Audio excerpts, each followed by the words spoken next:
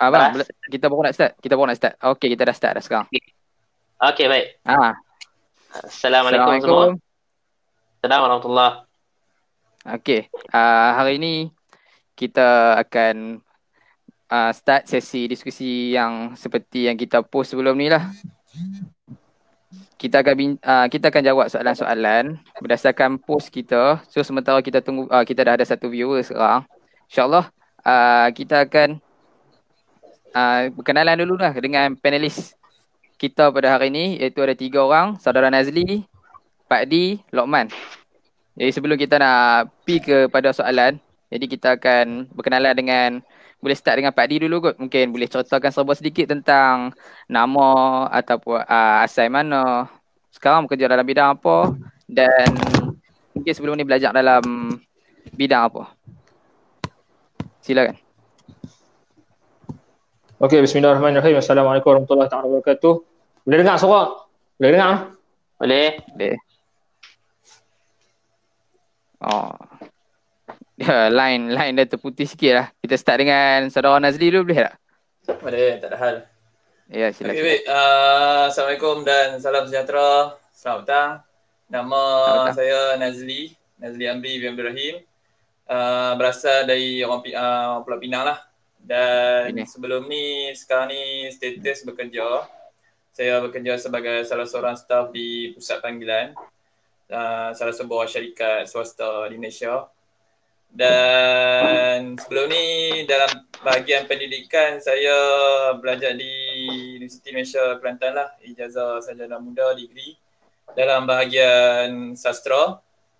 Dan yang ada pernah lah juga terlibat sedikit dalam kerja dalam background penerbitan. Masa tu terlibat sebagai pelajar latihan industri lah di penerbit Universiti Sains Malaysia Pulau Pinang. InsyaAllah itu saja. Baik, terima kasih Saudara Nazli. Okey, kita pergi kepada Saudara Lokman pula lah. Kita nak perkenalan sikit dengan panelis kita sebelum kita pergi. Okey, silakan. Okey, baik. Okey. Nama saya Lokman Hakim bin Abdul Alim. Boleh panggil saya Lokman. Berasal dan juga menetap di Pulau Pinang. Kalau Nazli tadi mungkin dia balik pulau, saya di kawasan Jelutong ataupun Batu Lancang. Bekerja sebelum ni bekerja di luar bidang selama beberapa tahun, dan yang terlama saya kerja 5 tahun lebih di kilang kain. Dan baru-baru ni baru dapat pekerjaan baru sebagai seorang guru yang asalnya mungkin ke bidang kita balik lah. Dan belajar asalnya buat diploma di Kitab ataupun Kolej Islam Teknologi Antarabangsa Pulau Pinang. Selepas menamatkan diploma di sana, masuk dalam bidang pekerjaan selama beberapa tahun. Lepas tu baru saya kerja sambil belajar di OUM, Open University Malaysia di Seberang Jaya Pulau Pinang. Mendapatkan ijazah di sana dan sekarang masih bekerja dan juga sedang menunggu untuk menyambung ke peringkat master. InsyaAllah kita doakan Abang Lokman supaya perjalanan dipermudahkan. Amin. Terima kasih. Okey, sepatutnya kita sekarang sedang menantikan seorang lagi panelis penting kita, iaitu Saudara Talha Wasabi ataupun Pak Di. Tapi dia tak dapat dalam stream ni lagi. Dia terputih tadi, dia dah ada dah tadi. Sepatutnya dia yang dalam sesi perkenalan. Tapi tak apa, kita teruskan dululah dengan kita punya post. Okey, kita pergi kepada post.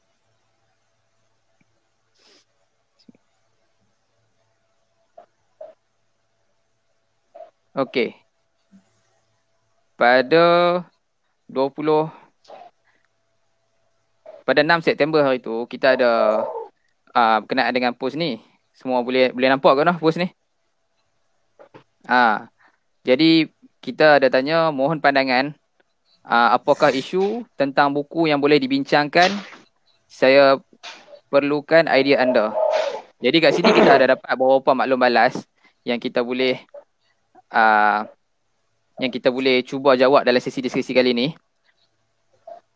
Jadi kami sebelum tu kami nak berterima kasih kepada yang beri maklum balas, yang interaksi dalam komen, yang cuba bertanyakan soalan ataupun melontarkan pandangan. Terima kasih banyak-banyak. InsyaAllah kami malam ni akan try cuba jawab semua soalan anda semua. Anda boleh, kalau semua viewer pun boleh juga nak interaksi sekarang, tulis apa-apa dalam komen. InsyaAllah kami akan try jawab pada penghujung sesi kali ni. Di hujung sesi kali ni kami akan try jawab soalan-soalan yang anda rasa nak bertanya ataupun nak apa-apa perkongsian. InsyaAllah kami akan bacakan. Jadi kita akan teruskan dengan saudara Lokman. Soalan yang kita boleh pilih untuk kita bermula sekarang adalah mungkin berkenaan dengan buku audiobook daripada Saifuddin Hamizan.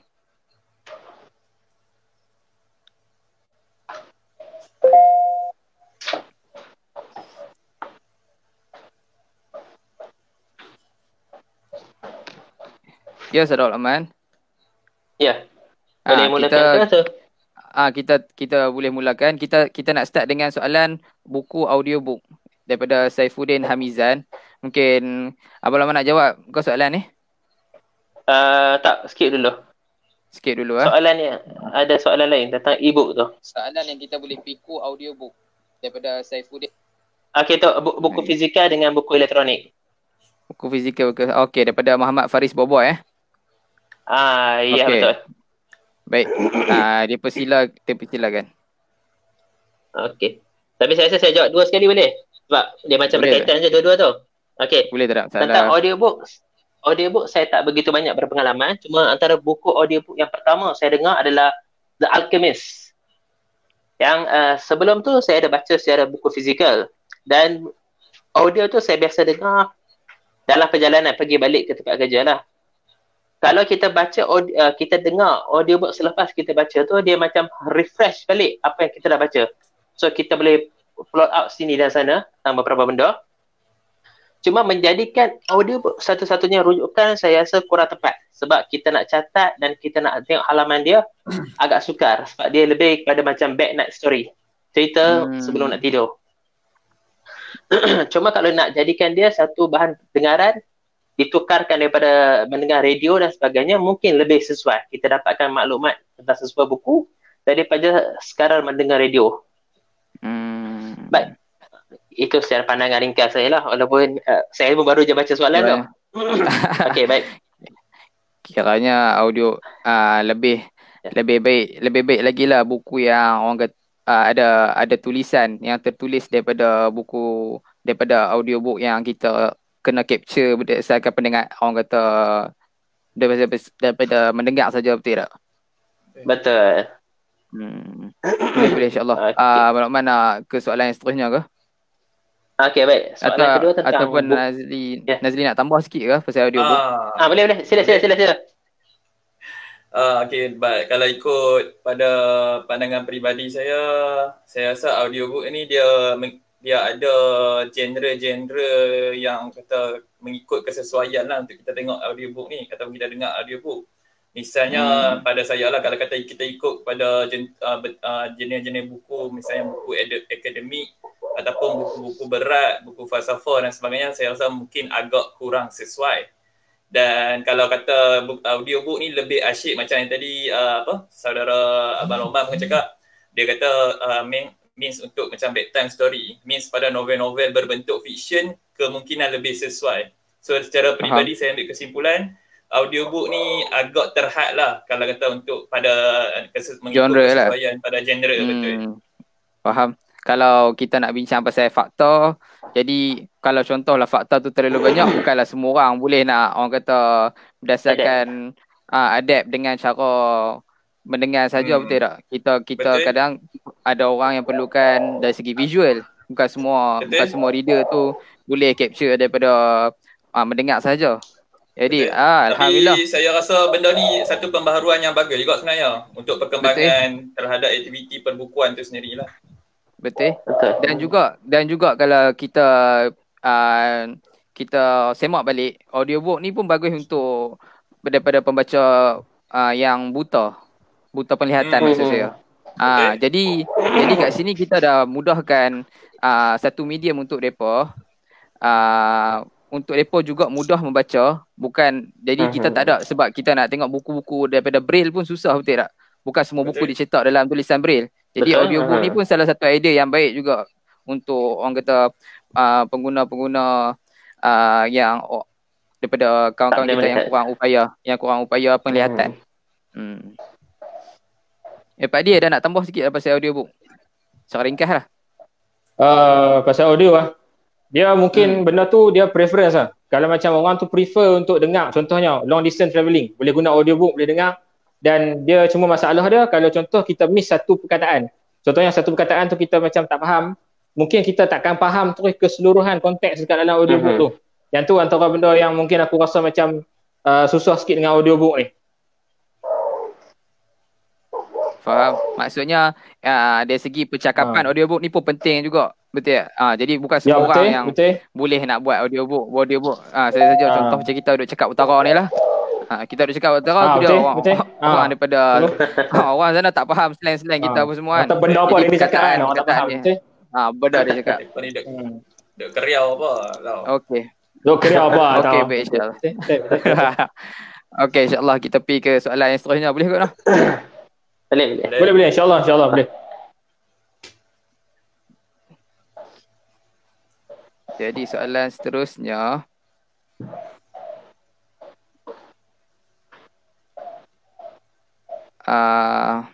tadi kita dah jawab audiobook dan juga fizikal elektronik lah. Dia sekaligus lah kalau kita boleh kata ni kan. Kita dah jawab dah. Okey. Asal berminat, Abang Lokman ada lagi tak nak jawab? Yang mana? Soalan tu ke? Soalan berkenaan dengan Jack daripada Jack Gatsby. Dia kata pasal kualiti kertas, binding serta cover, saiz buku, saiz yang pelbagai tanpa standard, contoh novel non-fiction dan coffee table supaya senang kolektor nak beli rak buku. Yang ketiga, harga buku. Kenapa company seperti DBP masih tak dapat lagi nak kurangkan kos buku walhal dah wujud buku ni berpuluh-puluh tahun? Masa soalan tu sesuai ni kot, Nazri ke? Saya. Boleh. Okey, soalan tadi dia kata dari sudut kita ambil yang poin yang pertama lah. Dia kata dari sudut kualiti kertas kan. Adakah mempengaruhi ya? Betul tak? Betul tak macam tu soalan dia? Dia kata, soalan dia kiranya dia nak bangkitkan isu kualiti kertas, binding dengan cover, fizikal buku tu lah sendiri. Lepas tu saiz buku yang pelbagai, dia tak ada standard dia kata. Buku fiction ke, buku non-fiction ke, yang coffee table supaya senang kolektor nak beli, rak buku, yang tu saya tak sure maksud dia apa. Lepas tu harga buku, dia persoalkan kenapa DBP masih tak boleh nak kurangkan kos buku. Yang tu mungkin saudara daripada saudara Nazli lah. Boleh, orang bidang dia lah untuk jawab. Actually tak ada lah bidang. Silakan. Dia sedikit perkongsian lah kot. Sebab sebelum ni pernah internship dekat penerbit USM. So adalah refer dengan beberapa orang pegawai kat sana lah. Kat sana yang jadi in charge untuk saya dulu. So nak kata power tu tak ada lah. Mungkin tapi boleh lah sedikit kongsi lah sedikit pandangan daripada mereka. So saya ambil poin yang pertama dari sudut kualiti kertas. Saya ada refer lah dengan salah seorang pegawai dekat sana. Mereka boleh bagi pandangan berkaitan dengan soal kualiti kertas, adakah mempengaruhi kepada sesuatu kualiti buku tersebut. Sebab pada saya dia relate pada jenis penerbitan juga. Sebab dia ada satu contoh lah. Kalau kata macam saya dulu duduk dekat bahagian penerbit USM. So penerbit USM ni mostly buku-buku yang diterbit adalah buku-buku berbentuk ilmiah. Buku-buku yang jadikan rujukan untuk pelajar kat sana lah. So kualiti kertas tu mungkin perlu dititik beratkan serba sedikit pada saya dari sudut kualiti kertas dekat situ. Dan dia contoh dia macam contoh kalau kata kualiti penerbitan kamus, buku-buku akademik ataupun macam perjilidan dari sudut tesis, kerja-kerja final year. So benda tu memerlukan kepada kualiti. Tapi kalau dari sudut novel fiction, novel biasa untuk bacaan ringan dan sebagainya, pada saya kualiti kertas tu tak mempengaruhi sangat sebenarnya. Saya lebih nampak kepada mostly actually apa yang saya nampak dari sudut buku ni bukan pada kualiti kertas tapi kepada tajuk buku kot. Yang tu yang lebih mempengaruhi. Sebab bila kita ni pandangan peribadilah dan juga beberapa saya refer dengan mereka dan mereka juga bersetuju kata sebenarnya kalau kita nak cari sesuatu buku Mostly kita akan tengok tajuk dulu. Kita akan tengok tajuk dulu. Sebab kita nak cari tu, adakah tajuk tu relate dengan apa yang kita nak cari, ataupun tajuk tu boleh tak catch kita punya perhatian untuk beli buku tu. Betul.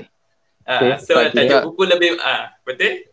Dari sudut tajuk buku lebih mempengaruhi, dan pada saya muka depan lah, dari sudut reka bentuk muka hadapan buku tu pun mempengaruhi, lebih mempengaruhi berbanding pada kualiti kertas. Itulah kalau dia ikut pada soalan tu. Sebab kita orang kata pembeli ni ada cita rasa dia juga, betul tak? Kadang-kadang isi yang bagus pun tapi dia tak dapat nak buat satu tajuk yang nak menarik minat, atau sebab kita berdasarkan preference kita nak cari buku apa. Kita tak ada lah pergi tengok asal ada buku kulit lawa beli, tak ada kan. Kita orang kata orang yang nak daripada orang kata reader ni, dia mesti nak cari benda yang dia nak mencari. Dia sedang cari. Ya, perkataan orang kata tajuk-tajuk yang boleh capture dia, benda tu sangat-sangat mempengaruhi lah. Baik, insyaAllah kita ke soalan yang seterusnya. Nak sambung soalan tu terus kau dah? Sebab tadi saya rasa lebih pada kualiti kertas. Sebab tadi dia ada juga tanya pasal berkaitan dengan saiz kan. Tak apa, saya masa sikit lagi boleh kalau boleh simpulkan semua tu tak apa. Boleh. Ya. Saya kira boleh tak masalah. Boleh. Tak apa, saya ambil sikit lah. Saya ambil pasal saiz sikit. Kita bagi. Kita try jawab lah. Saya try jawab sikit berkaitan dengan saiz tu lah. Sebab actually saya ada refer dengan dengan bahagian penerbitan USM. Pada actually kita dari sudut saiz ni, dia tak ada saiz tanpa standard ni. Memang setiap buku dia actually tak ada satu pengkhususan lah. Pengkhususan terhadap ni. Sebab dia letak ada pengkhususan terhadap spesifik terhadap satu buku. So kalau kita tengok saiz buku memang ada macam-macam berbentuk lah. Masa saya pergi duduk kat sana pun tengok dari sudut penerbitan akademik pun dia ada pelbagai saiz. Dari sudut tu lah. Cumanya mungkin saya juga ada sesetengah company yang menjadikan saiz buku ni sebagai satu penjenamaan pun ada juga yang saya tengok. Misalnya kita tengok kalau dulu macam penerbit-penerbit indie macam Dubuk dan Tukul Cetak, dia ada satu standard saiz yang agak macam senang dibawa lah kot. Masa tu kan era-era kegemilangan kan. Pak Di okey Pak Di. India. Kita masuk sikit buku indie kan macam buku indie ada Tukul Cetak, dia ada satu saiz standard kan. So benda tu macam sedikit mempengaruhi juga sebenarnya untuk penjenamaan kepada company. So bila orang tengok saiz tu, orang tu macam buku, tu mesti buku Dubuk, tak apa buku Tukul Cetak lah. Jadi trending ni pun salah satu orang panggil salah satu faktor yang mempengaruhi pembeli orang atau pembaca nak beli buku. So kalau trend orang baca buku-buku hipster, jadi buku fiksi, buku Dubuk, buku-buku yang kita kata seolah-olah macam rebel lah, selalu yang akan menggunakan perkataan yang lebih kasar kita kata kan. Dan saya ambil sedikit berkaitan dengan soalan perletakan harga. Yang saya tak pastilah sebab dia mention kat situ, dia mention DPP. Saya tak boleh nak cerita lah sebab saya tak pernah duduk dekat DPP dan tak tahu detail kenapa kan. Tapi kalau kata refer kepada penerbitan ni, biasanya dia depend kepada beberapa kos lah. Macam kos tetap, nak bayar gaji, nak bayar elektrik, nak bayar air, nak bayar macam apa. And then kos produksi, reka bentuk buku, lepas tu kadar royalty lagi, kadar commission, lepas tu nak ambil margin keuntungan. So semua faktor-faktor kos tersebut mempengaruhi kepada sesuatu buku tu, kos kepada buku tersebut lah. So nampak macam banyak sebenarnya, nampak kalau kita duduk dekat bahagian penerbitan, kita akan nampak lah banyak juga sebenarnya kos yang ditanggung. So no wonder lah kadang-kadang mungkin certain buku yang diterbitkan ada dekat situ harga yang kita agak rasa macam kenapa mahal kan. So dia sebab dia relate pada kos-kos yang kos-kos yang mereka tanggung lah. Faham. Itu itu secara kesimpulan lah yang saya boleh relatekan sikit lah. Berkenaan dengan harga buku, ini depends pada production tu sendiri lah. Betul. Kan? Kalau melibatkan lebih ramai orang, jadi dengan kualiti buku yang dia cuba keluarkan, jadi dia ada margin price dia.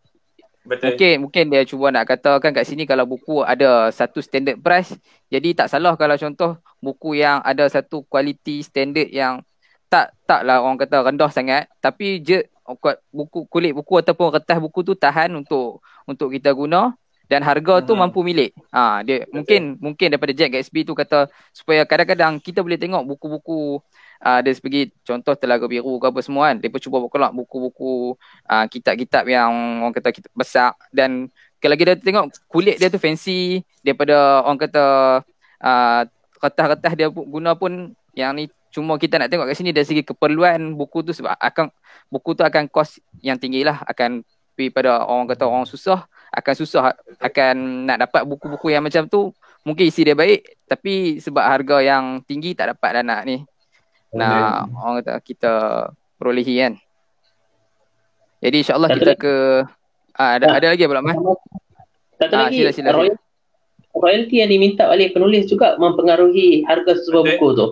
I see. Kita tengok buku Captain Hafiz, Firdaus Abdullah, buku dia tak begitu mahal, buku dia tebal tak begitu mahal.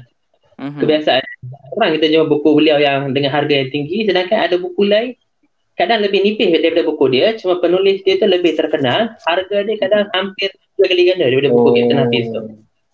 Okay. Dan dikatakan oleh beberapa kenalan bahawa royalty oleh penulis tu mempengaruhi harganya dengan sangat ketara.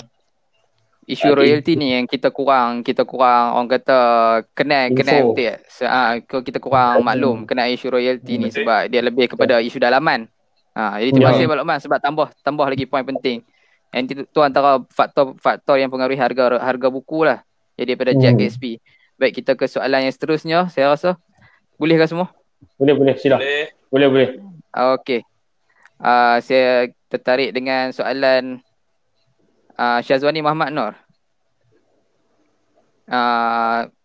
Okey, saudari Syazwani Muhammad Nur dia cakap, seorang pembaca pernah menghubungi saya bertanya tentang bagaimana sesebuah buku yang kandungannya bagus terdapat kesalahan tata bahasa, dia mungkin ada tapi ke, tata bahasa dan ejaan yang berulang masih giat diulang cetak tanpa ada pembetulan.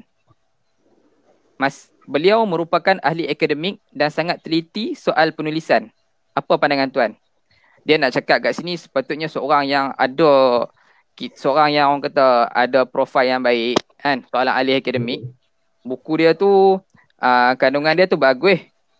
Tapi orang kata dari segi teknikal untuk tata bahasa, lepas tu ejaan yang berulang, mereka tak macam seolah-olah nak semak balik. Mereka tak buat penyemakan semula selepas cetakan pertama. Mereka terus cetak sebab benda tu boleh terus dijual.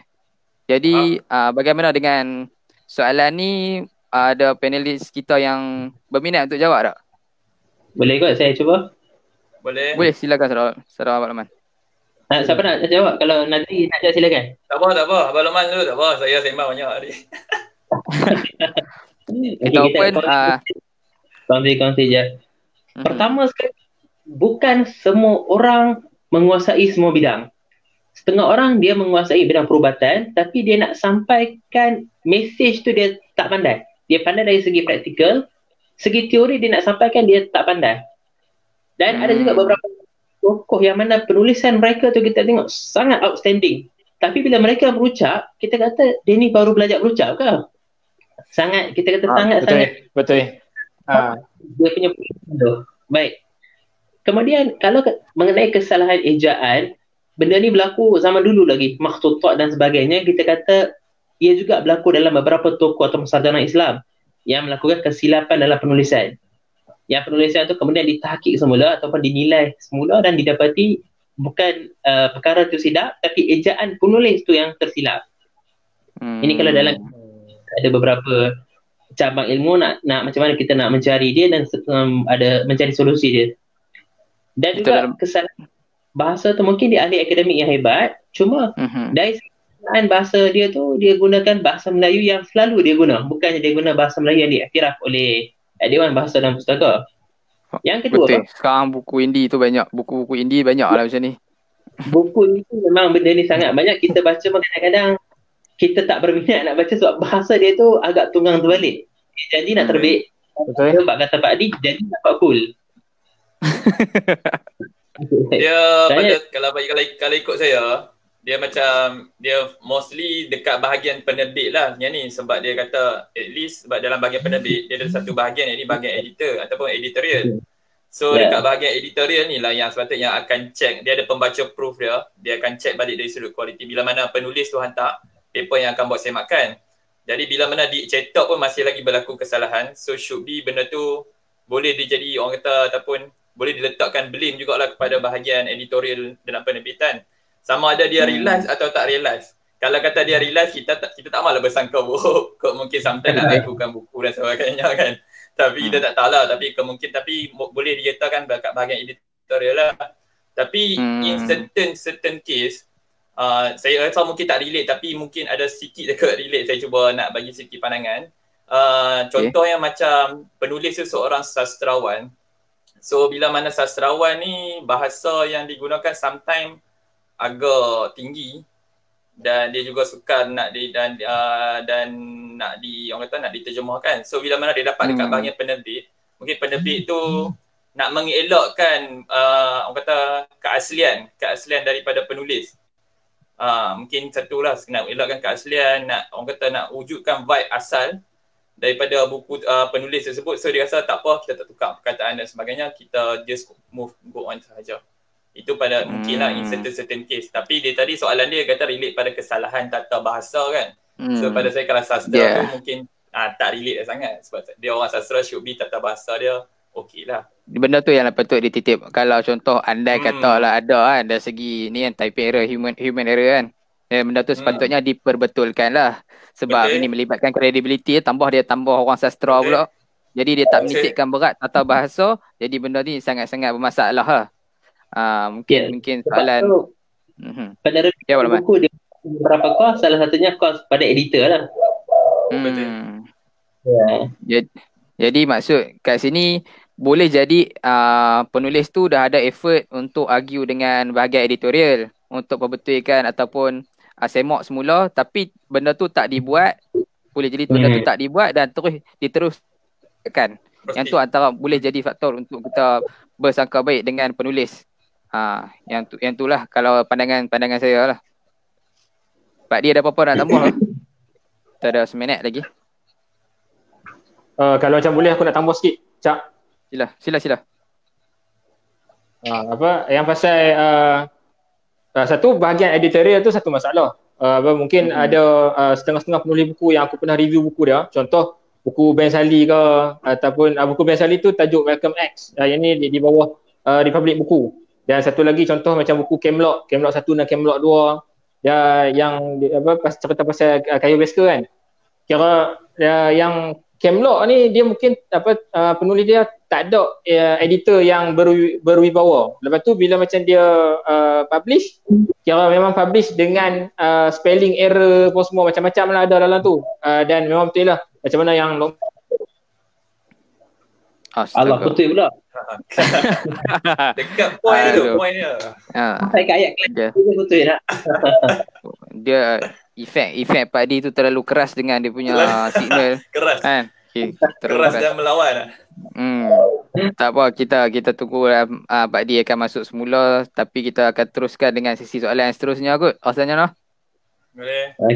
Baik, Zani Muhammad Nos, itu saja setakat ni kami punya pandangan daripada panelis-panelis. Terima kasih sebab cuba memberi idea kepada kami. Jadi ke soalan ada soalan baru tak ada? Tak ada soalan. Ada soalan yang daripada Muhaimin.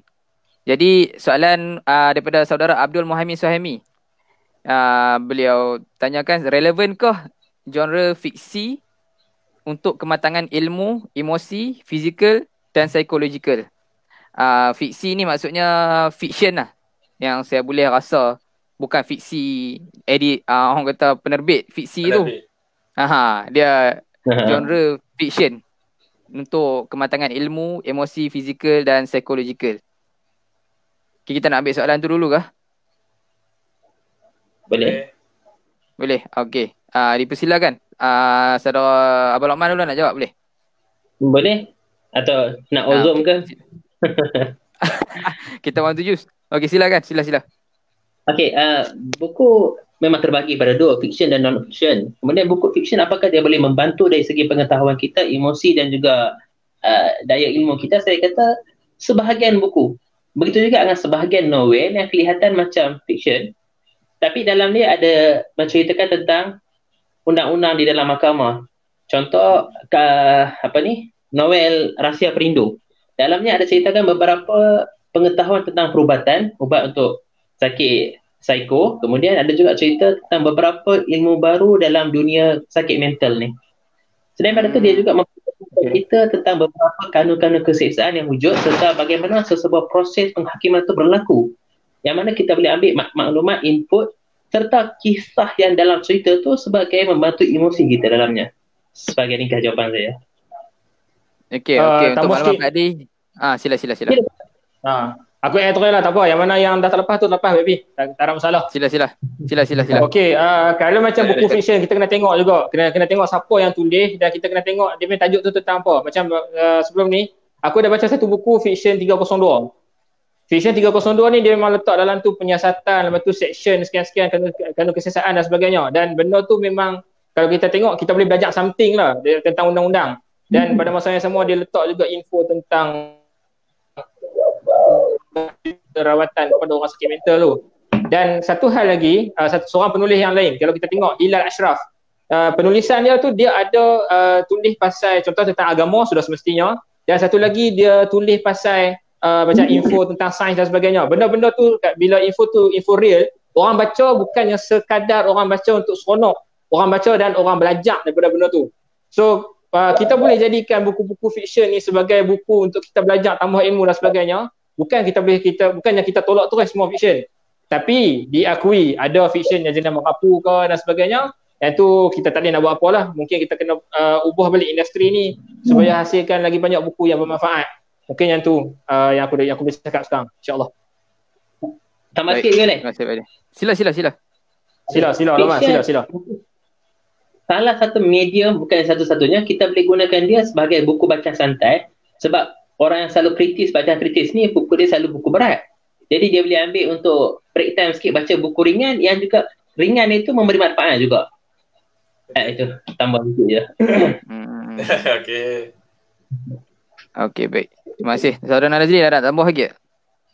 Tak ada lah, sebab sama jugalah sebab pandangan saya, sebab dia relate kepada, betul lah kalau kita nak kata, orang kata apa, nak buku yang rata, semua buku fiction tu tak berkualiti dan sebagainya, tak boleh juga. Sebab dia ada perkembangan buku fiction ke arah yang lebih baik tu nampak dah ada. Dan macam tadi positif. Pun Pak Di pun positif. Pak Di pun cakap kita ada macam contoh-contoh karya Hilal Ashraf, and then Ramli Awang Mursyid mungkin sebuah sedikit yang, tapi saya pun tak apa detail kan, tapi adalah beberapa karya yang boleh kita rasa something dari sudut dah ada positif lah. Bukan, maksud dia fiction ni bukan sekadar mengkhayalkan ataupun bukan sekadar benda yang tak nyata semata-mata. Itulah. Baik, terima kasih saudara Nazli. Betul juga, kita kiranya benda ni tak boleh pukul rata lah. Kita tak boleh pukul satu-satu genre tu terus ada kesan daripada ni semua. Mungkin daripada pandangan saudara Muhammad tu mungkin ada, dan bukan semua buku lah, bergantung kepada konten untuk mempengaruhi apa-apa aspek pembaca tu sendiri. Baik, kita ke soalan yang seterusnya. Baik, insya-Allah boleh. Muhammad ada banyak soalan kat sini. Kita pergi soalan Muhammad lagi boleh? Jadi, perubahan cara pemahaman, kita soalan seterusnya, perubahan cara pemahaman dan dapatan ilmu dari buku yang sama jika dibaca berulang kali dari sela masa yang berbeza. Maksudnya kat sini, adakah cara faham kita daripada buku yang kita baca secara ulang kali tu boleh berbeza daripada first kita baca, second kita baca baru kita faham, ataupun kita faham cara lain pula. Mungkin itu daripada soalan daripada Abdul Samim Muhammad Suhaimi. Ada nak jawab ke Pak Di? Ada. Boleh. Ada. Okey, Pak. Sila. Ya, Roman, start sikit ya. Okey, contohnya kita baca satu buku tahun 2016. Waktu tu kita masih belum expose dengan macam-macam ideologi lagi contohnya. Dan waktu tu yang kita tahu misalnya hanya satu ideologi, kita tersurface. Kita baca buku tu pada waktu tu, kita tak boleh nak judge. Lepas tu lepas 4 tahun main masuk tahun 2020, mungkin kita dah lebih expose diri kita kepada pembacaan yang lebih luas, lebih banyak, kita belajar lebih lagi. Bila kita baca balik buku tu, kita rasa lain. Kita rasa macam ni kenapa dulu aku tak faham dah ni, sekarang aku dah faham. Okey, itu satu keadaan. Satu keadaan lagi, mungkin kefahaman kita tu macam makin jumut tentang sesuatu benda. So dalam 4 tahun tu kita makin jumut. Lepas tu bila mai 2020 kita baca buku yang sama, kita rasa macam benda tu salah ataupun kita rasa macam ideologi tu dah tak selari dengan kita macam nampak tu sudah. Point dia kat sini, saya nak pembaca tu pun dia akan meningkat dewasa, dia akan meningkat matang dan sebagainya. Tinggal lagi kita tahu sama ada kita tu matang waktu tu ataupun kita tahu kita makin sempit waktu tu. Tapi tentulah kita kena samakan diri kita dengan benar-benar yang benar. Kalau kita orang Islam, kalau kita samakan dengan Quran dan Sunnah lah. Yang tu je. Luqman boleh tambah kot? Nazli kot nak tambah dulu kah? Sikit je lah. Sebab pada saya dari sudut dia, kalau macam saya pun sendiri, saya pun ada mengalami, maksud dia sometimes kita baca terutama genre buku yang agak berat, genre sastra. Walaupun saya ambil bahagian sastra dan saya pun akui benda tu satu benda yang susah untuk difaham. Kadang-kadang kita memerlukan kepada, bila kita dah baca kan, apa yang kita baca, kita dah dengar, faham tak? Lepas tu kita akan ulang balik. So bila kita ulang balik, kita nak catch point utama yang nak sampaikan dalam buku tu lah. So sometimes dia setengah orang dia memerlukan kepada untuk pengulangan semula, baca lagi, pengulangan semula, baca lagi lah untuk dia memahamkan terhadap sesuatu karya. So dia depend, depend pada orang. Mungkin depend pada buku tu lah. Kalau kata buku yang bersifat macam santai dan sebagainya, senang lah kita nak baca kan, nak jalan cerita dia faham. Tapi kalau contoh buku falsafah dan sebagainya memerlukan kepada pengulangan semula lah. Betul.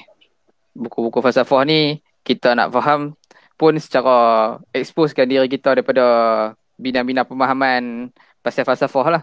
Jadi bila beginner, kita mungkin akan pandang bidang falsafah ni orang kata dengan cara yang rasa macam benda berat kan. Kita rasa benda ni susah.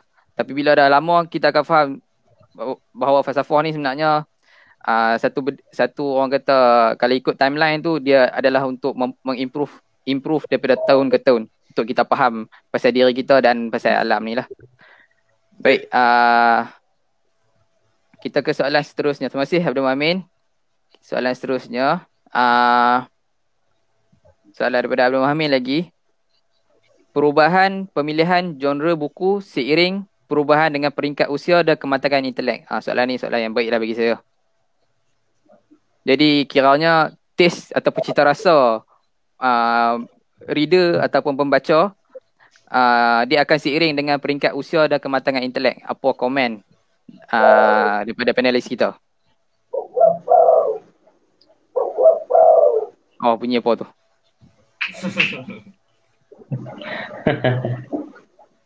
Boleh tak Padi? Padi nak jawab ah? Padi kena cuba. Dah. Bagi jam. Bagi jam Luqman.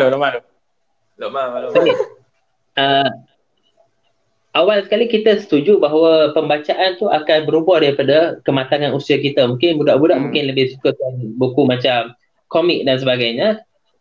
Kita tidak nafikan ada juga orang dewasa atau orang tua yang suka baca komik. Cuma secara generalnya memang dia berubah daripada usia kita. Bila kita matang mungkin kita akan naik pada buku yang lain. Itu berlaku secara umum, tapi ada waktu-waktu pengecualian yang berlaku seperti yang dikecualikan tadi tu lah. Ada juga budak kecil atau budak sekolah menengah yang saya jumpa baru tingkatan 1 dan 2. Mereka baca buku yang bagi saya buku yang sangat heavy, buku yang dibaca oleh orang-orang mungkin di peringkat universiti. Mereka dah baca, mereka boleh soal jawab dengan saya. Jadi ada berlaku beberapa kontrak di situ, antara sebahagian baca, sebahagian tak. Secara umum ya kita setuju dengan apa yang dinyatakan, sebab bila usia kita meningkat, kita pun ada benda baru yang kita nak tahu daripada kita nak tahu secara begitu saja. Baik, itu saja secara ringkas. Betul. Pak Di, Nazli ada nak tambah ke? Sedikit. Nazli mungkin pada saya dari sudut mungkin dia relate pada surrounding juga. Sebab kalau saya ambil pengalaman sendiri pun, actually saya sebelum masuk dalam bahagian sastra dan sebagainya, saya sendiri pun tak pernah baca buku sastra. So bila mana kita duduk dalam satu kelompok, so kita nampak surrounding kita membaca karya-karya yang berbentuk sebegitu, so benda tu impress pada kita ataupun dia mempengaruhi kita kot serba sedikit. Faktor sekeliling. Faktor sekeliling. Faktor sekeliling. So bila mana kita duduk dengan orang-orang yang berminat ke arah tu, And then kita rasa macam benda tu wow dan benda tu menarik kita untuk cenderung ke arah pembacaan buku tersebut lah. Betul. Kalau dari segi pandangan peribadi lah. Kalau saya dari segi dari peringkat sekolah menengah, kita minat pada buku-buku komik lah. Lawak kampus, benda-benda orang kata unsur hiburan semata-mata. Nak baca buku. Berkaitan dengan surrounding kita. Betul. Kiranya environment sekolah menengah tu kita dah diberatkan dengan exam lah, dengan buku-buku, dan orang kata kita dalam proses nak membesar. Jadi dari situ orang kata naturalnya kita ni nakkan hiburan. Jadi dari segi pembacaan pun kita nak ke arah komik apa semua. Dan saya nak berkongsi sikit lah contoh. Saya belajar daripada bidang farmasi lah. Jadi kenaan soalan ataupun statement daripada Abdul Muhammad tu, benda tu betul.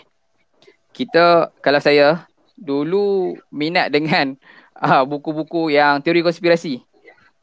Kita nak beritahu Allah, malu. Kalau buku teori konspirasi ni boleh bagi tahu lah. Nak buku yang dulu kan ada voucher buku, kita akan habiskan voucher buku tu dengan buku teori konspirasi. Sebab buku teori konspirasi ni benda teori.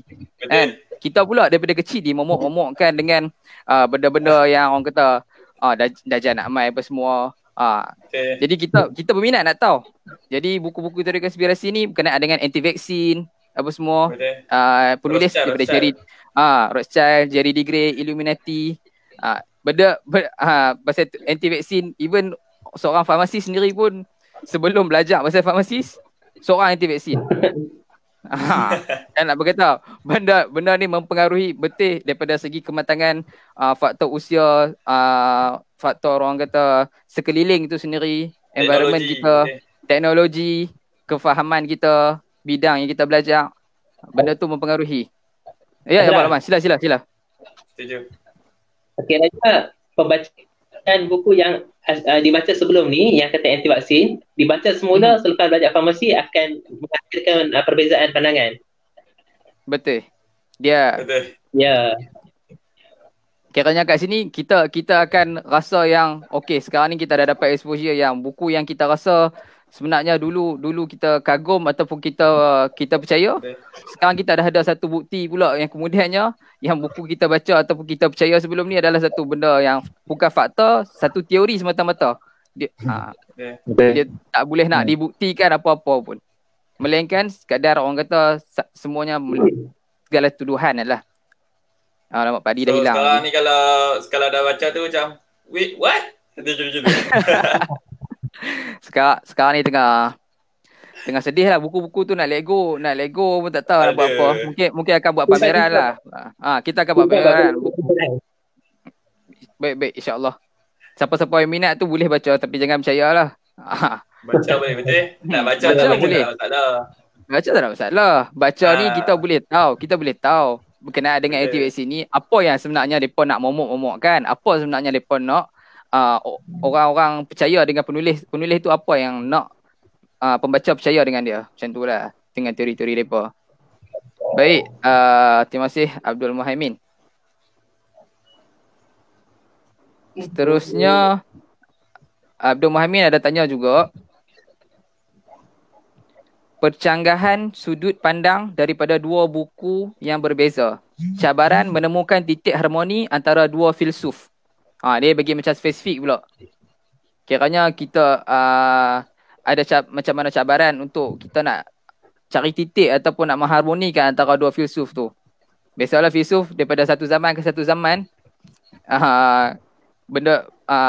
dia sentiasa ada dari segi pandangan yang sentiasa berbeza. Jadi mungkin Pak Di nak bincang kot. Nak jawab kau soalan ni. Tengah hangat dengan buku-buku falsafah sejak 2 minggu ni. Allah. Rasa tengah panas lagi. Bagi otak kita. Boleh kot tambah sikit, boleh kot jawab sikit. Okey, macam ni. Macam mana yang kita tahu kalau macam kita baca daripada zaman Socrates ke, lepas daripada zaman Socrates kita jumpa Plato, Aristotle dan sebagainya kan. Memang akan ada isu-isu yang mereka bincangkan tu yang akan bercanggahan antara satu sama lain. Tapi masalah dia kadang-kadang mereka bila mereka bahas tu, Dia bahas bila seorang tu dah mati. Contoh Socrates dah mati dah. Lepas tu baru Aristotle baru Plato akan tulis pasal Socrates. Okey, tu satu hal yang kita kena bagi kita kena bagi perhatian lah. Itu satu. Dia kadang-kadang tu kita relate dengan diri kita sendiri, cara kita pandang sesuatu benda. Dia balik kepada nak agree to disagree lah. Yang tu lah bagi aku yang tu key point dia. Kalau kita nak engage dengan ideologi yang berlainan dengan apa yang kita pegang. Sebab kalau macam kita tak boleh nak agree to disagree, memang kita akan end up, kita akan tolak semua orang. Orang kata lain semua, kita kata salah, aku je betul. Tak boleh. Tapi jangan terlalu relatif dalam menilai kebenaran. Kalau macam kita terlalu relatif, kita akan set semua benda sebagai betul. Kiranya kita kena ada ketegasan juga, kita nak stand kita juga. Stand tu penting lah sebenarnya. Dia tak ada, kita tak mau sampai open. Bila kita baca dan kita rasa macam nak harmoni semua, terima semua benda, tak boleh lah. Sebab kita pun ada pegangan masing-masing. Tambah orang Islam, kita ada pegangan dari segi agama kita. Jadi kita tak boleh nak bukan semua benda yang bunyi betul tu betul. Cuma lebih baik kita expose diri kita dengan macam-macam ideologi, kita baca pendirian tu nak kena solid. Lepas tu kita boleh berinteraksi dengan cara yang elok. Tak payah nak maki-maki apa semua. Kita boleh cerita kalau aku tak setuju, aku akan aku tak setuju. Lepas tu kalau macam aku setuju, aku akan kenapa aku tak kenapa lebih kurang. Kau Lokman dengan Nazli nak tambah kah? Sila. Saya tak berani sikit nak jawab soalan ni. Sebab dia macam agak itulah sebab betul. Sebab bila mana melibatkan perbezaan pandangan, terutamanya melibatkan beberapa tokoh lah. Kita tak payah ambil tokoh falsafah pun, macam-macam lah dari sudut konteks perbincangan. Misalnya daripada penulis dan penulis, dia ada perbezaan pandangan dalam sudut dan sesuatu hal lah.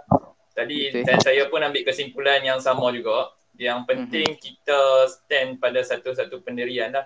Kadang-kadang, saya pun tak nafikan. Kadang-kadang bila mana diri saya sendiri pun, kita baca tulisan seseorang ni, kita rasa, betul juga. And then kita baca bila mana dalam beberapa fasa kita baca ni, yang ni pun rasa macam betul juga.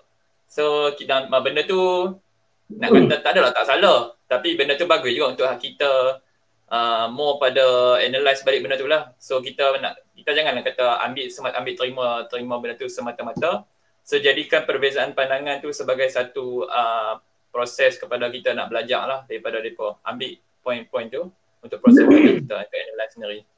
Betul. Macam kita bincang tadi, stand tu penting lah. Kalau kita punya stand tak clear apa semua, bukan tak boleh baca. Benda tu akan jadi cabaran untuk kita.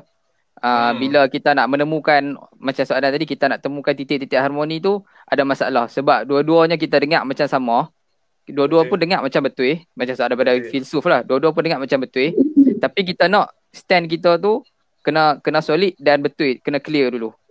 Yang tu kita kena semak balik lah. Bukan daripada pembacaan falsafah. Kita kena cari balik. Kalau contoh daripada orang Islam sendiri, kita rujuk balik lah Quran dengan sunnah. Bila dah clear benda tu, sila Malaman. Sabar Ashraf, habiskan dulu ayat Ashraf. Saya dah habis dah. InsyaAllah dah habis dah. Dalam hal ni saya suka nak quote ataupun nak mengambil contoh daripada Syekh Hussein Al-Attas, yang mana dia mengambil pandangan orang anti-sosialis ataupun orang Islamis yang anti-sosialis, kemudian orang sosial yang anti-Islam, dan dia menggabungkan kedua tu dalam buku dia. Dia kata tak perlu kita nak tolak sosial dan tak perlu kita nak tolak Islam. Ambil nilai-nilai baik dalam sosialisme tu, kita terapkan di dalam Islam. Akan nilai yang sama juga adalah Islam. Misalnya sosialisme mereka mungkin sangat tak setuju kepada orang yang tidak bekerja, malas dan kerajaan membiayai mereka. Dalam Islam juga begitu banyak nas yang menyatakan sebaik-baik orang tu dia kena usaha sendiri, bukannya mengharap ataupun bukannya meminta-minta. Jadi kita mengharmonikan dalam sistem begitu. Andai kata Syekh Hussein Attas tak tulis begitu pun, kita sebagai pembaca, kita baca kedua-dua buku, kita kena buat homework sikit. Kita pula kena menilai balik. Hak ni betul tak, setuju tak dengan ni. Jadi kita bukan sekadar membaca, kita juga menjadi sedikit kritis dalam menilai kedua-dua aliran ini. Okey, itu je saya nak tambah sikit. Betul. Dengan membaca ni kita akan create openness jugalah pada terhadap orang kata dari pemikiran kita. Pak D masih tak dapat nak online lagi. Jadi kita nak terus ke soalan seterusnya ke? Boleh? Baik. Boleh. Berkenaan dengan ada satu komen daripada Fatih Jamil. Tapi kat situ komen dia ada macam ada problem kat sikit. Jadi Pak D dah tolong copy. Isu dia berkenaan dengan pengharaman buku. Oh. Pengharaman buku. Pak D nak bincang pasal soalan ni ke? Ada nak komen Pak D? Okey, boleh aku jawab dulu kot tentang pengharaman buku tu. Boleh tak? Baik, boleh. Macam ni. Okey, pengharaman buku ni kalau kita tengok contohnya dekat YouTube dia ada beberapa video. Video yang cerita pasal pengharaman buku. Lepas tu antaranya antara tokoh yang orang tanya ni adalah Anwar Ibrahim sendirilah. Orang tanya kat dia macam mana dengan isu pengharaman buku ni semua. Lepas tu dia bagi pendapat dia kata kalau macam betul buku-buku tu macam menghina clearly agama ataupun mana-mana agama, dia kata wajar diharamkan. Okey, itu satu pandangan daripada dia. Dan ada pandangan daripada penggiat-penggiat buku pun ada yang mereka kata macam patutnya tak boleh nak haramkan buku sebab kita ada kebebasan bersuara. Dan kalau macam kita rujuk pasal kebebasan bersuara ni dekat dalam Perlembagaan Malaysia, perkara 10 kalau aku tak silap, perkara 10 macam kurungan 1, kurungan 2 tu dia ada huraian dia. Dan kalau kita rujuk balik kepada hak asasi manusia, pengisytiharaan hak asasi manusia, PBB, perkara 19 dia habaq kata macam boleh express opinion dalam form macam-macam, media, penulisan dan sebagainya.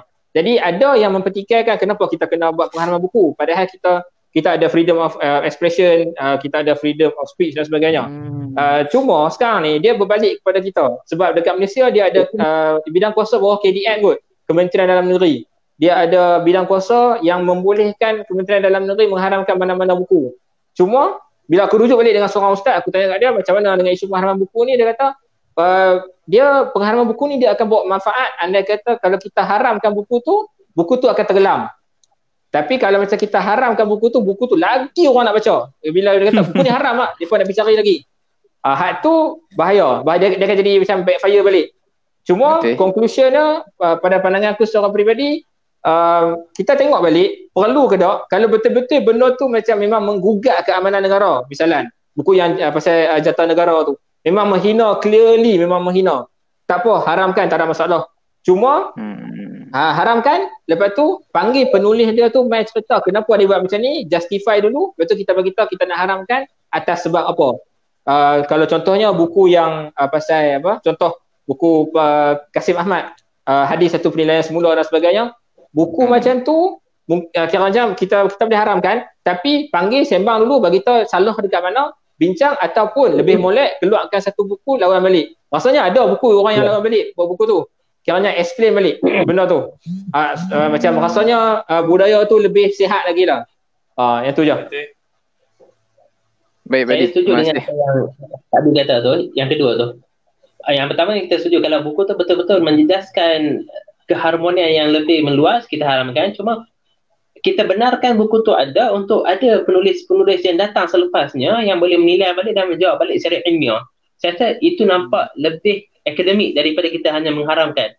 Mungkin hari ini kita kata yang menguasai Malaysia ataupun kita kata agama rasmi Ahli Sunnah wal Jamaah, kita mengharamkan buku hadis. Andai kata dah beralih ataupun kita di negara yang mana memang negara tu anti hadis, misalnya saja, dan kita mengharamkan kebebasan bersuara kita, dia dah jadi macam tak harmoni di situ. Jadi bila kita biarkan adanya saling jawab-menjawab dengan buku, saya rasa lebih cantik lah daripada kita terus mengharamkan. Tapi dengan pengecualian yang Pak D kata, saya setuju jugalah. Baik, terima kasih Abang Lokman. Saya nak tambah sikit lah pasal pengharaman buku ni kan. Saya rasa kat sini kena tengok konteks pengharaman tu juga. Sebab isu yang diharamkan, macam contoh Pak D cakap tadi, negara kita ada undang-undang. Jadi bila satu-satu perkara ataupun satu-satu isu berkenaan dengan buku tu, macam contoh menghina jatah negara, sebab negara kita ada undang-undang. Jadi kita kena hormat. Kita kena hormat lah orang kata sistem perundangan kita. Buku-buku yang mencetuskan provokasi-provokasi kaum kan. Kalau buku sekadar mencetuskan ideologi, saya rasa tak ada masalah lah untuk kerana kita nak lawan balik ideologi dengan ideologi. Tapi dengan isu-isu sensitif berkenaan dengan contoh jatah negara saja nak main isu-isu provokasi. Jadi buku-buku macam tu sepatutnya macam Pak D cakap tadi, bawa bawa balik diperbincangkan kenapa dia nak buat macam tu. Kalau dia nak teruskan macam tu, mungkin as long as tak langgar undang-undang, jadi tak ada masalah, kita boleh proceed untuk diterbitkan. Jadi yang tu saja saya rasa. Dan, untuk soalan. Ya Pak Di. Sana pasal pengharaman buku tu juga. Kita tak boleh nak kata contohnya satu buku tu haram dekat satu negara lain pun akan haram juga. Tak. Contoh macam buku Animal Farm karangan George Orwell. Dia buku tu mungkin haram dekat dalam negara-negara Soviet sesetengah lah. Tapi buku tu dekat Malaysia diterjemahkan oleh ITBM dalam bahasa Melayu dan dijual sampai hari ni. Benda tu. Dan buku tu popular. So macam kita tak boleh nak generalize satu buku tu dia kalau haram dekat satu negara, seluruh dunia mengharamkan. Tak, dia ikut negara-negara juga. Cuma mungkin masih ada manfaat yang kita boleh ambil daripada buku-buku yang diharamkan. Tapi dia kena macam tadilah, kena ada ketegasan dari segi ideologi, kita kena ada ketegasan dari segi prinsip. Kita boleh baca, kita boleh menilai dengan baik lah. InsyaAllah yang tu je. Tambah sikit. Baik. Kalau dari saya pun ada sikit saja. Dari sudut pengharaman buku, betul saya ambil juga poin kepada sometimes benda ni dia boleh jadi kepada poin menyebabkan berlakunya fitnah juga. Sebab sometimes kita ada beberapa bila mana buku tu diharamkan, and then contoh saya tak tahu lah benda ni boleh disebut atau tak. Sebab dulu kita contoh ada beberapa buku Faisal Tehrani yang telah diharamkan atas sebab tu yang kita dengar lah. Yang kita dengar dikatakan sebagai sebab penulis kecenderungannya terhadap Syiah itu sendiri. So benda tu je kita dapat tahu.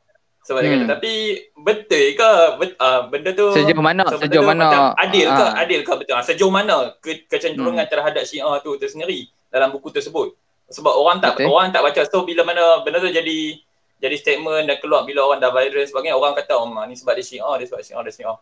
So benda tu betul ke dia Syiah?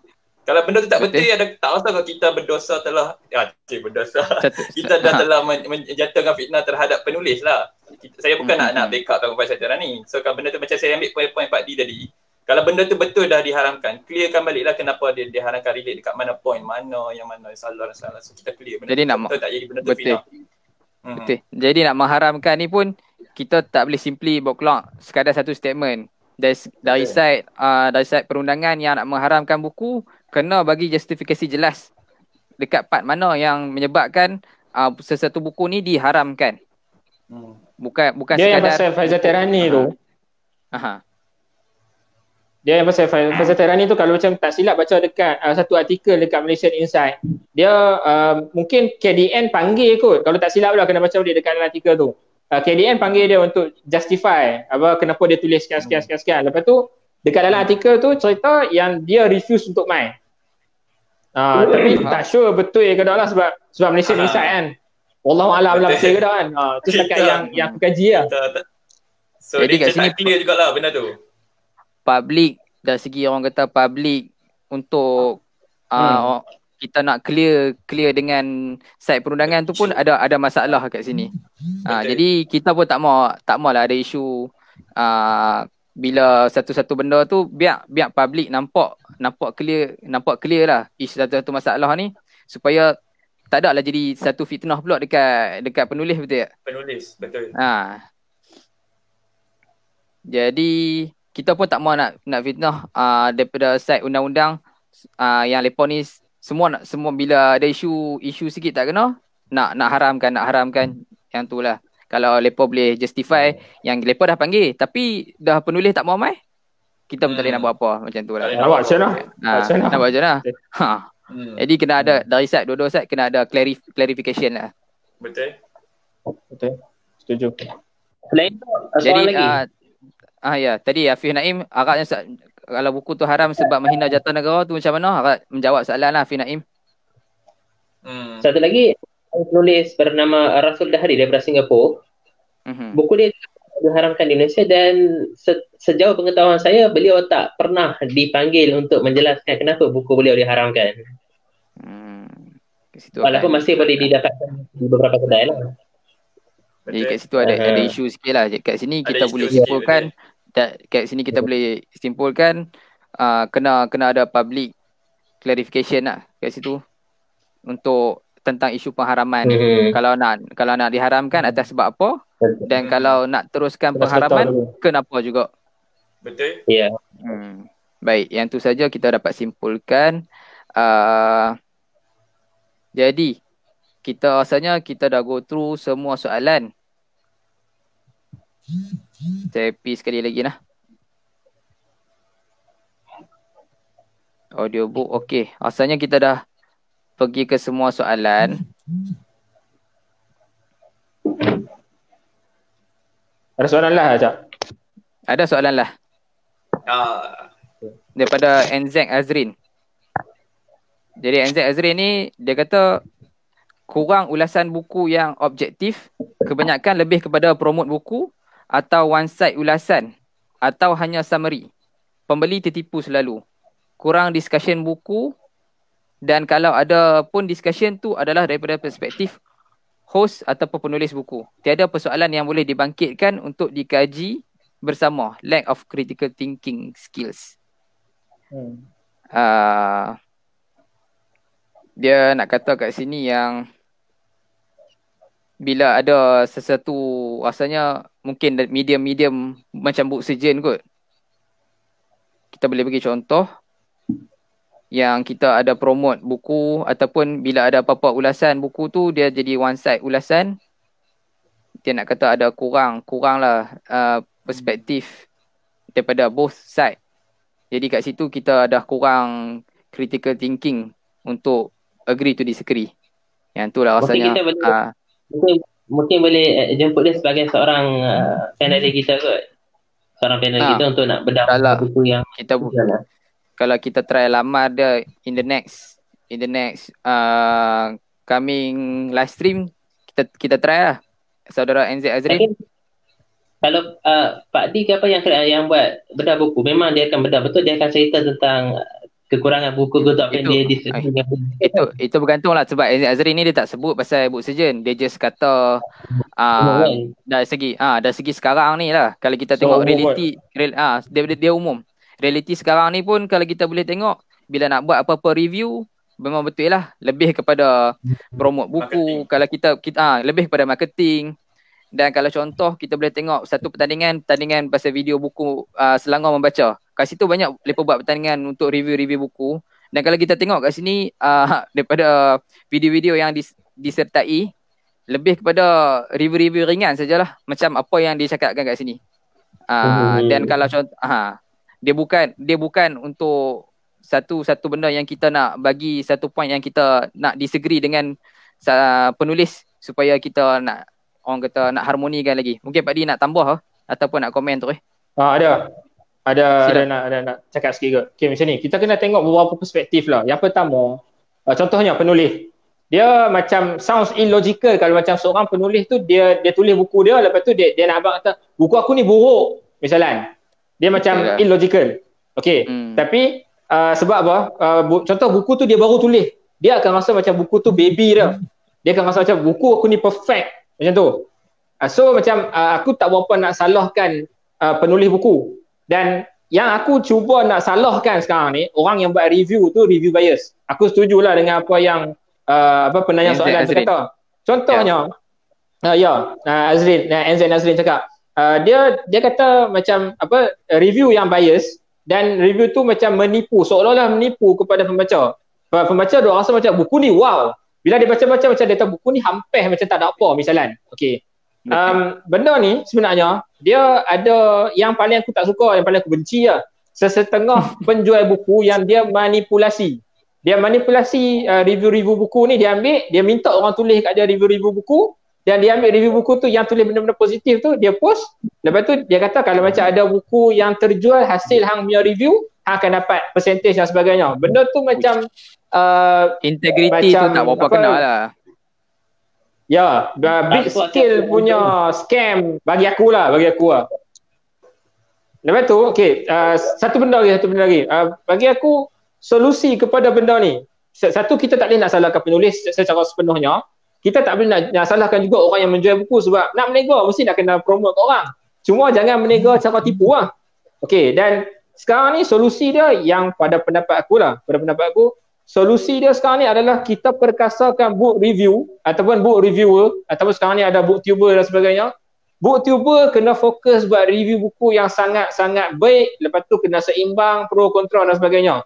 Booktuber kena lebih kritikal dan sebagainya lah. Sebab kalau booktuber duk cerita pasal rock buku je memanjang, kalau booktuber duk cerita pasal unboxing je memanjang, critical thinking kepada review buku ni nak main tak mana? Sebab dah lah review buku sikit. Lepas tu review buku yang ada ni duk fokus benda tak penting. So pimai-pimai industri buku tu akan kekurangan review buku yang baik, lepas tu lagi banyak pembaca kena tipu. So dia lebih kepada materialistik. Macam mana? Ibarat dia macam kalau aspek yang ditekankan oleh booktuber ni lebih kepada materialistik, tak tekankan daripada aspek ilmiah. Kat sini dia antara faktor yang nak menjahanamkan industri buku ni sendiri jugalah. Ya, betul. Bagi aku lah sudah tentu macam tu lah, sebab memanglah orang kata jangan fokus benda ilmiah sangat, sebab orang tak mau baca buku. Betul tapi mungkin kita boleh fokus kepada ilmiah dan kita macam cuba pelbagaikan cara penyampaian dan sebagainya, dan nak ajak orang untuk critical thinking bila baca. Dan bila banyak lagi orang yang boleh ada critical mindset bila baca buku, budaya tu mengembang, banyak lagi orang boleh buat review buku yang baik dan kurang membaca kena tipu. Pada masa yang sama boleh menguntungkan penulis, sebab penulis boleh improve diri dia kat mana-mana yang kurang, dan orang boleh laku. Kira macam mana orang boleh baca buku dia banyak lagi, buku dia boleh laku lagi. Dan jangan ingat kritikan tu akan buatkan buku dia macam orang tak nak baca. Tak. Mungkin kritikan tu akan buatkan orang lain kata macam, betul ke dia ni kritik? So aku nak beli buku tu, aku nak baca. Mungkin. Betul. Benda macam tu. Bukan semua negatif komen tu adalah orang kata nak seolah-olah tabur pasal dalam periodasi dia. Bukan macam tu, sebab orang ada perspektif masing-masing. Kat sini depa rasa betul. Macam rezeki depa tu terhalang bila ada negatif komen kat sini. Dan seolah sebagai seorang penulis, kita kena ada integriti lah. Apa-apalah, bukan seorang penulis ke semua, hidup kena ada integriti. Jadi seorang penulis pun kena ada integriti. Kita kalau ada kelemahan, sisi kelemahan daripada penulisan kita, bila ada negatif komen apa semua, benda tu lah yang kita kena improve. Bukan kita nak jadi penulis yang kaya, kita nak jadi penulis yang baik. Itu mindset yang tu kena berbetul balik lah. Kalau sekadar orang kata nak kaya, pasal MLM boleh kaya, betul tak? Dia macam pelik lah kalau macam orang review barang elektronik, orang tiba kita, okey aku tak suka sangat dia macam ni, aku tak suka dia macam ni. Tapi bila orang cerita pasal review buku, buku ni bagus, paling bagus dalam dunia. Salah. Macam betul apa lah. Benda macam ni review buku. Kita tengok review phone pun, lepa walaupun di orang kata dia ada dua side lah. Dia ada dua side. Dia akan bagi tahu kalau phone spec ni ada kelemahan dia tak berapa suka kamera dia, tapi sebab harga dia macam tu, kat sini benda tu ada komen. Benda tu tak menjatuhkan phone tu pun, ikut pada orang lah. Kalau orang rasa mampu milik, dia rasa dia okey dengan buku, beli juga. Yang tu lah. Itu ada masalah mindset dengan penulis lah. Lepas takut miskin kot. Tak tahulah. Okey, yang tu yang tu pandangan peribadi je lah. Abang Lokman nak tambah? Sila Lokman. Okey, boleh ke? Ada masa lagi? Sila. Ada. Kita nak. Pertama sekali saya rasa pembaca kita pun agak kurang, tak begitu agresif. Pembaca kurang pertama, yang kedua pembaca yang ada tu tak agresif. Dia tak begitu critical thinking. Yang ketiga, sebenarnya ada pembaca-pembaca yang sangat kritis, cuma dia tak pandai mendedahkan diri dia ke media sosial. Dia tak pandai nak membentangkan apa yang dia tak setuju. Dia baca dan dia cerita dengan kawan-kawan, okey. Tapi bila duduk depan kamera ataupun nak ceritakan di dalam media, dia tak erti dan juga ada yang tak pandai. Itu mungkin salah satu faktornya jugalah. Kita kekurangan reviewer yang sangat kritis. Betul. Jadi insya-Allah daripada medium-medium sekarang ni, bila booktuber mula dah diterima masyarakat, even book surgeon pun dah lama bertapak dalam media sosial, insya-Allah sama-sama kita nak tarik lagi crowd yang critical thinking ni untuk stand out dekat media sosial. Sebab media sosial sekarang ni adalah satu medium yang kita boleh pengaruhi masyarakat, pengaruhi netizen terutama sekali. Jadi kat sini kita nak galakkan lagi budaya positif untuk membaca ni dengan lebih giat daripada viewers sekarang. InsyaAllah kalau ada yang berminat untuk review buku, jangan segan-segan PM Book Surgeon. Kami sedia untuk terima apa-apa ulasan daripada perspektif masing-masing. Rasanya itu sahaja untuk boleh. Ada apa-apa nak sebagai penutup kah? Tak ada. Kalau tak ada, kita nak baca apa-apa daripada komen-komen dalam live kita ni ya. Baik, daripada saudara Nur Akmal Ashraf. Okey. Saya baru dalam hobi membaca. Kalau ada bahasa sastra yang saya tak faham, dekat mana saya boleh dapatkan penjelasan? Asalnya kita ada orang yang dalam bidang sastra untuk jawab soalan ni lah. Betul, Nazli. Saya tarik terus gambar dah. Okey, silakan. Oh, dah masuk terus. Terus. Okey, baik. Okey, macam saya cakap juga lah tadi. Sebab bila mana kita boleh cuba cari. Sebab macam saya cakap pun, saya pun masa awal-awal dulu pun saya start baca sastra bila mana saya duduk dalam environment orang yang membaca buku-buku sebegitu. Dan tak ni jugalah, tak lari jugalah masa dia sebab saya belajar sastra dan sebagainya. Actually kita tak ada perlu sampai nak straight to pergi cari sastrawan dan sebagainya untuk faham buku-buku sastra. Kita ada beberapa, kalau kata nak refer lah dari sudut lecturer dan sebagainya pun tak ada masalah sebab sebab ada lecturer bahasa ni pun ada yang ambil bahagian sastra dan sebagainya. So dari sudut tu pun kita boleh refer dekat mereka lah, dekat bahagian ni lah. Kalau macam contoh daripada bahasa, dia mungkin nak kata access kot. Yang saya faham dari segi macam contoh access orang yang tak belajar. Access macam contoh kami daripada bahagian medical, bahagian sains ni kan. Betul. Jadi kita nak access kepada macam mana kita nak dapatkan buku-buku yang ada, kita perlukan clarification daripada sastra ni. Kita nak access kat mana? Betul. Ada macam mungkin kalau contoh kita kata kalau kita dalam bahagian perubatan, kita boleh refer dengan orang-orang yang boleh ada dalam bahagian perubatan lah untuk refer. So sama juga macam sastra, macam yang saya boleh buat kesimpulan buat masa ni, mungkin kalau kita nak straight to the point nak pergi cari sastrawan tu agak susah lah sebab sastrawan kita pun berapa orang sahaja dekat Malaysia. So macam saya boleh bagi advice, kita ada dekat setiap universiti tempatan pun bukan tak kurang, ramai juga sebenarnya lecturer yang ambil dalam bahagian bahasa dan bahagian sastra. So dekat situ tak salah untuk kita boleh refer dari sudut bahagian cikgu sekolah dan sebagainya pun ada juga sebahagian yang ambil bahagian sastra. So kita boleh juga kalau kata kita ada kenalan dan sebagainya boleh refer dengan mereka lah, orang yang arif dalam sastra ataupun dengan orang-orang yang belajar sastra lah. Tapi kita tak lain nak kata macam tu, nak kata mereka ni totally mereka faham. Mungkin apa yang mereka belajar mereka boleh kongsi lah, yang mereka tak faham, yang mereka tak tahu mereka tak boleh nak kongsi lah. Itu sahaja.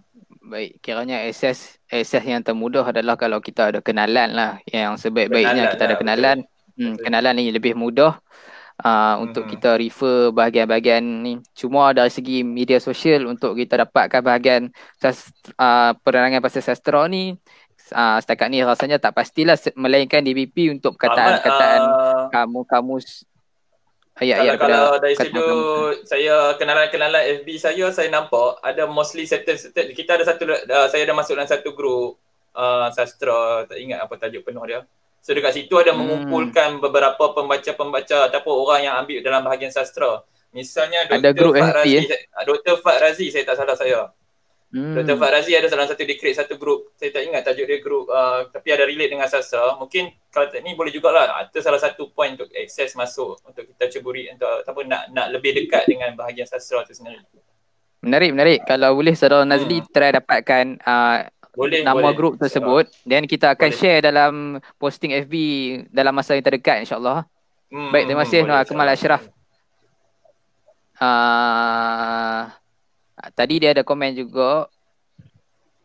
Dia kata buku hak nipis ni menarik minat saya untuk memilih sesebuah buku. Tebal dan nipis buku ni pun antara faktor pemilihan kepada pembaca. Jadi ada apa-apa komen tak?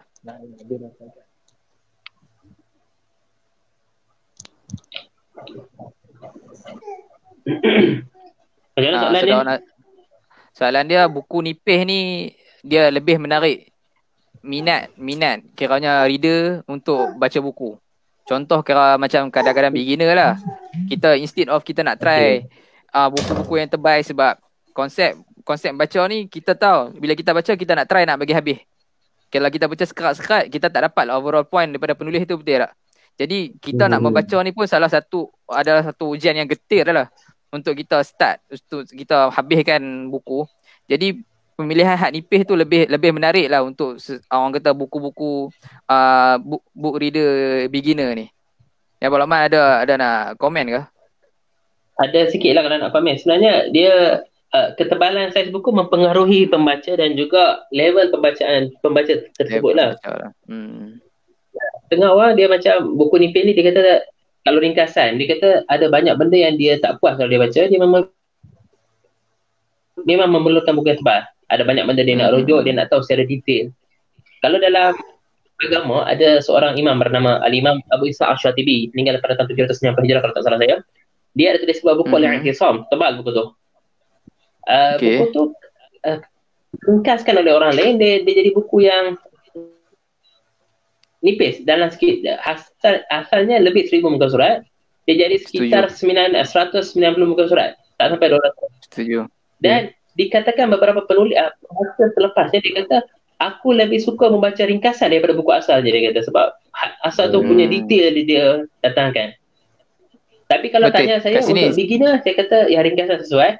Tapi untuk saya kata ringkasan tu saya tak puas. Saya perlukan yang buku asal dia. Saya perlukan banyak nak lihat statement penuh dia macam sebab dah sampai level ingin tahu tu. Jadi orang kata hak nipis ni kita dah lepas dah satu part. Kita nak more explanation. Jadi untuk beginner ni saya setujulah. Dia dia bukan bermaksud buku nipis, saya rasa.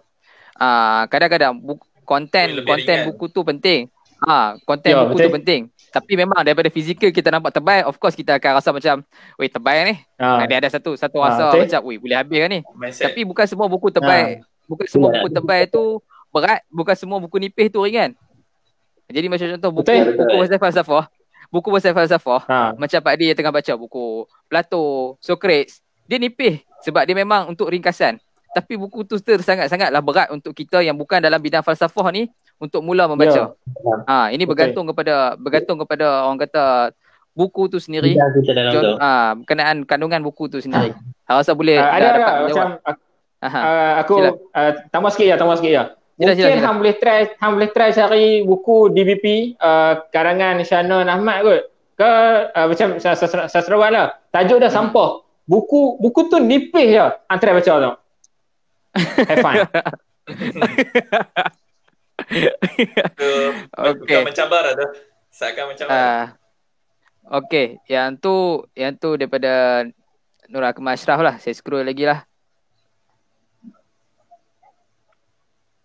Ada lagi?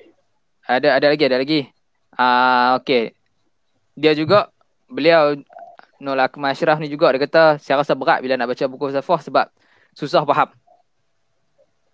Yang ni saya boleh suggest lah. Kalau nak start buku kan, boleh cari buku filsuf untuk noob. Buku ni memang buku Mak Luffy pun boleh juga.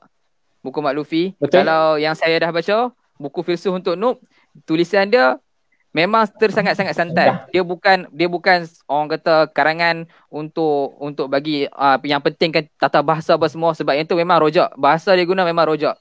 Bahasa dia seolah-olah dia duduk depan kita, dia tengah explain dekat kita. Jadi baca dengan nada dialog. Sebab dia memang tengah dia sangat santai. Memang dia tengah berdialog dengan kita. Dan dia bawa tu dia faham. Bila pembaca tu sebenarnya tak faham. Dia kata aku pun tak faham. Tapi dia boleh explain, dia boleh tahu yang kita tak faham. Buku tu sangat-sangat menarik lah pada saya untuk filsuf untuk noob. Untuk start dengan buku falsafah boleh start. Secara peribadi ya.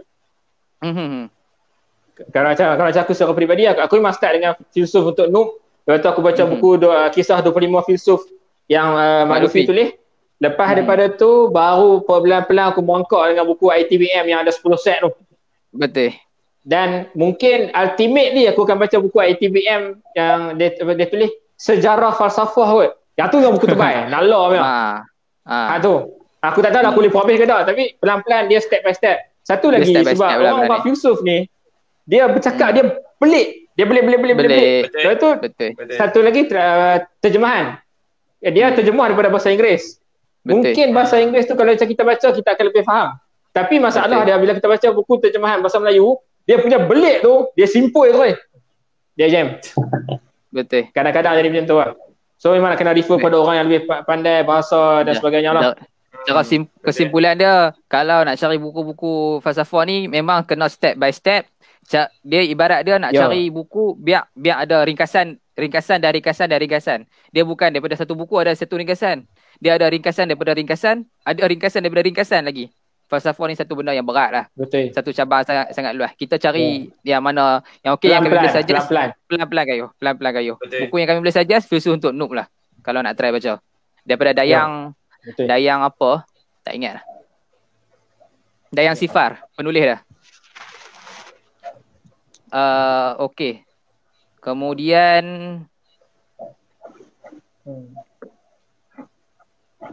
dia kata nak kena ulang banyak kali lah. Ada satu ayat perengan yang tak faham. Yang tadi itulah kita cakap kan. Benda ni memang kena step by step. Semua orang macam tu. Sama. Tapi benda tu it maybe takes time. Tapi bila dia dah kick start tu, dia akan go terus. Don't worry lah. Tak boleh stop. Ya, serius. Dia nak start tu mula memang akan takes time. Betul. Okey, terima kasih. Dia pun puji Pak Di, dia kata nampak orang parlimen.